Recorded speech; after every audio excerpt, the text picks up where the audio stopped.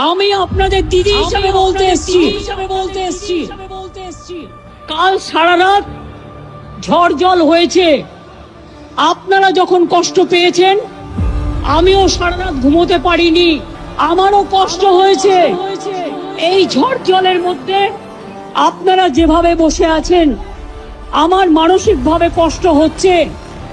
আপনারা আজকে 33 দিন 34 দিন, আমিও কিন্তু রাতের পর রাত ঘুমাইনি, কারণ আপনারা যখন রাস্তায় থাকেন আমাকেও কিন্তু পাহারাদার হিসেবে জেগে থাকতে হয়। তোমরা ভিজবে না, আমার এটা অনুরোধ থাকবে। কেন ভিজছো?